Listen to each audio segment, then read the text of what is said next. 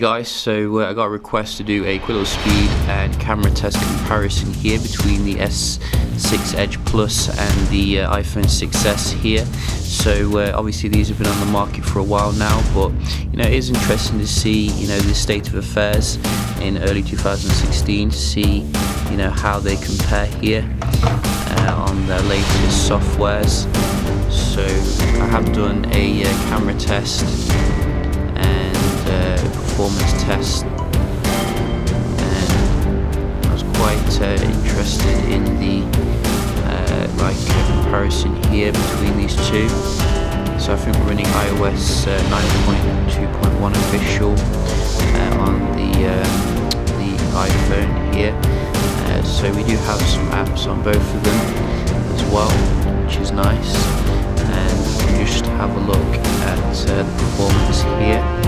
So everything is closed down, and show you some apps made today. So let's see if there's any differences here. Camera. So I think the first one went to the Edge, and then the second one was quite mixed. And that was very close, maybe the Edge again, but it is very, very early in the morning, so, well, for me it is. I think the dialer then on the Edge Plus, which is nice. We do have the Play Store, so I think, wow, I need to concentrate. I mean, really, I didn't actually notice which one was faster then, honestly. So they're about the same really, in terms of the speed there. I don't think there's a massive difference really. We do have the music, so a little bit of a kind of delay there with the annoying pop-up, as well as a clock comparison. So again, I think they're both quite similar really. Maybe the Edge was a little bit faster on a few of them though. I did notice it when it was opening some of the inbuilt apps. What about S Health versus the where is it? There we go. So I think that was the iPhone there, which very nice and fast. We can just have a look at the speed of the Wi-Fi. Very impressive stuff here on the S6 Edge Plus when it comes to this. So let's just start with the iPhone.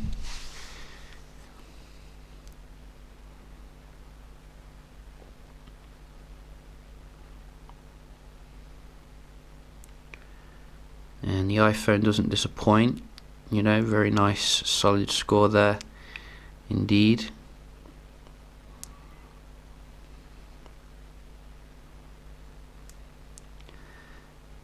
And you upload half of the course really. What can the silver clad knight give us today? Oh, today it's having kind of a miserable day today. It's not very good, is it? So the other night was proper killing it, and that does seem to be remarkably low. Let's just double check the Wi-Fi. So definitely on the same one. Just want to give it another go here because that looked pretty weird. See, that's better, but still, the iPhone seems to be doing better today, which is nice. So definitely you can see there is like a mixture here of the performance when it comes to the Wi-Fi. really on the S6 Edge Plus. I was thinking it was blasting away the competition, but nevertheless we can have a look at the web browsing here. Just have a quick load of some pages. So we just go to Daily Mail, for example, and go. So nice quick load here on the iPhone, which is what we want to see. You can see instant load again.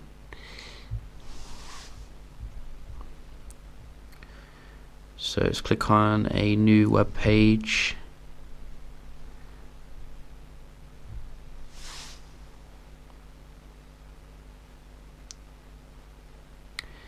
So did it not respond then?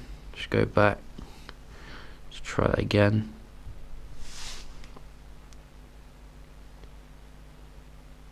So if you're looking at the blue bar kind of things, it looks like the iPhone finishes up a little bit quicker. But then again, you know, the Edge Plus does look amazing with the Quad HD display as well as the curve, which makes the content slope, which is very sophisticated, may I add. So we got the Verge as well, slightly faster on the iPhone I think there to load this one again, but you know, not a huge difference I don't think. Didn't touch it properly then. Let's try that again. So you can see again, I think the iPhone then probably that little bit quicker when it comes to the, you know, inbuilt browser performance. So it is what it is at the end of the day. I did notice the inbuilt browser was quite slow on some Samsung devices. We can have a look at the multitasking as well. So I think the iPhone will sit comfortably here, which, you know, we have been through this a few times with some Samsung handsets, and the results pretty much the same across all of them really. Doesn't matter how much RAM they have, you know, definitely some improvement here to be made. Quite similar with the dialer there. Oops, I didn't mean to do that. It's because like one's vertical and one's horizontal. But you can still see this is loading very nice and fast. Everything back up, which is good. Whoa.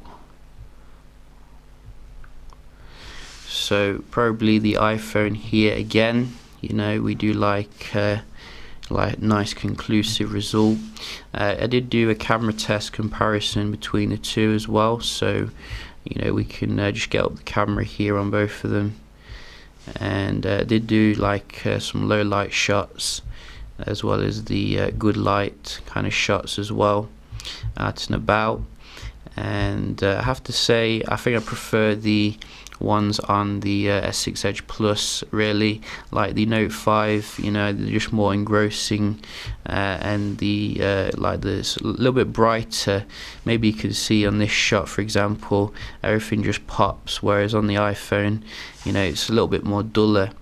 And the actual look of the like display when you're taking the shot, as well as the manual modes like the Pro mode, etc., just make for a much more engaging photography experience. But you know, I will you know, blow them up on your screen so you can have a look at the macro performance. I think generally in good light the iPhone does quite well, you know, doesn't really disappoint, but it doesn't excite at the same time.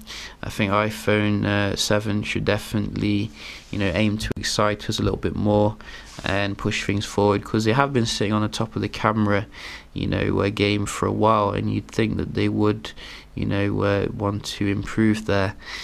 We did do a low light video comparison, so you can have a look at that as well.